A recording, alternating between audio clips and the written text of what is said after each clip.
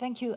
I will start with showing a short video of Nadezhda Savchenko arrest. The video was presented by her lawyer as such, as a video of her arrest. It was shot by separatist fighters when she was captured.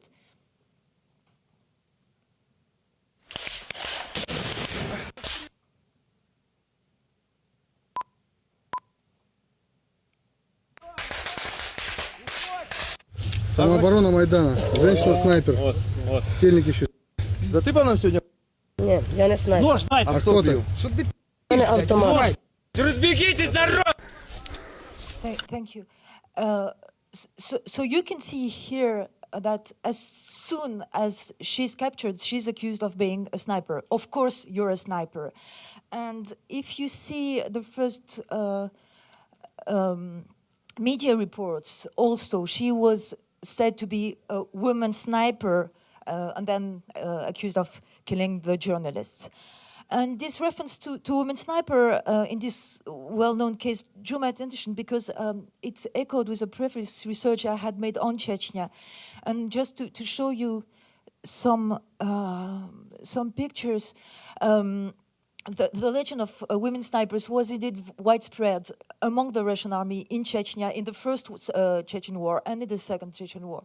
And women were accused of serving as snipers, either Baltic women, you have here some snapshots from films, or Chechen girls and women. And obviously it's also other snapshots from film.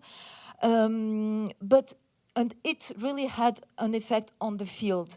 And on the left, you have just an extract of a newsreel by ORT showing a woman who was arrested on the accusation that she was a sniper. And here the military officer is just showing the proof on her hand, alleged gunpowder and the rifle marks on her cheek.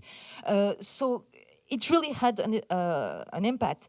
And in Ukraine, both sides of the conflict report about the detention of women snipers, either in cases when women are arrested either on the battlefield, captured on the battlefield, or arrested for their alleged military activities, they are said to be snipers. And I gave in the paper one example of the arrest of a 19-year-old girl in Donetsk in January, who is presented as a sniper who killed 10 Ukrainian soldiers. And the proofs that are given by the newspaper are just conversation on social media where she just shows off, saying that I am a sniper and that's the rifle I use. And she poses in military fatigues that are obviously too big for her, and she never held a gun. And this information comes from the Ukrainian SBU and was published in media such as Union, Ukrainska Pravda, and in a raw Maidan press release. And here we obviously have a case of fabrication by officials and the crucial role of the media in propagating this legend. But legends are not a synonym to propaganda. And here I would call Marc Bloch, who as an historian also relies on his experience in the First World War to show how legends emanate from the field, rumors emanate from the field, and circulate among soldiers because they are an expression of their particular situation. And we have the same here once again, on both sides. You have the second cases of allegations of women snipers, when soldiers are under sniper fire and they say that the one shooting, the snipers shooting, are women. The first here is an interview with a Vostok battalion a fighter after the battle of the Donetsk airport, where he said that they were mercenaries and that these mercenaries were women. And the second is an excerpt from TSN report on the Donbass battalion, where the journalist says that the men are afraid of, most of all, of enemy snipers, and that this function on the terrorist side is carried out by girls. So why is there this constant reference to women snipers and this link with women snipers? First, obviously, there is a reactivation of the white tide legends that existed in Chechnya. The white tides, so that are alleged fighters from the Baltic states, women mercenaries from the Baltic states, and it allows to play on the link between the Baltic states, Ukrainians, and fascists, because they are supposed to be the heirs of the Forest brothers who fought against Soviet soldiers. And the white hat's name recalls also the white camouflage suits worn by Finnish soldiers who moved on skis and hid in the forest during the Winter War. And this link, ski, gun, leads us to the fact that these white tights are supposed to be former biathlon champions. And this rumor emerged once again here when we have accusation that this woman on the left is Olena Petrushная, a former Olympic biathlon champion who was at that time Deputy Ministry of Sports in the Ukraine government. And the accusations are made on a very high level, not only by Novorossiya leaders, but also by different official Russian government newspapers. And another example I will quickly talk about this is this press conference by Valery Bolotov when he says that some women snipers were arrested and that he thinks that one of them is Lithuanian. In fact, when you look at all the video, you see that at the end, the journalist wants him to say that she's Lithuanian. At the end, he backs up and said that obviously he doesn't know where she's from, and he's talking anyway about another person. So this may be one of the reasons, but it cannot be the only explanation.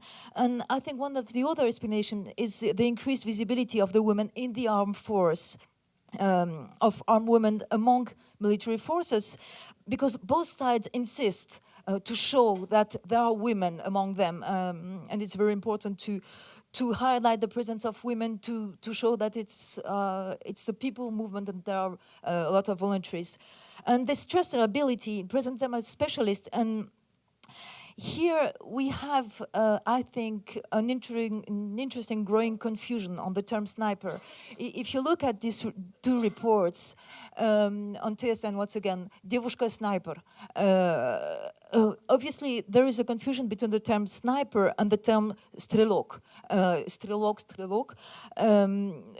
If a sniper is a highly specialized military professional with a specific rifle and who fires from concealed position, Strelok is just a rifleman. And obviously we're talking about infantry, a soldier with a gun, and no more. And obviously this girl who just came in the military after being a hairdresser has no formation to fight as a sniper. And in other reports, she was presented just as Strelok.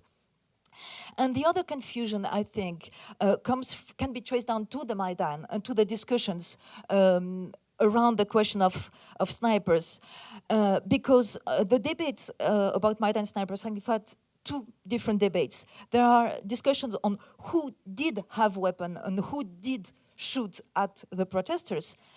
It's not especially about expertise of proficiency of those who shoot, but just who did shoot, who did fire.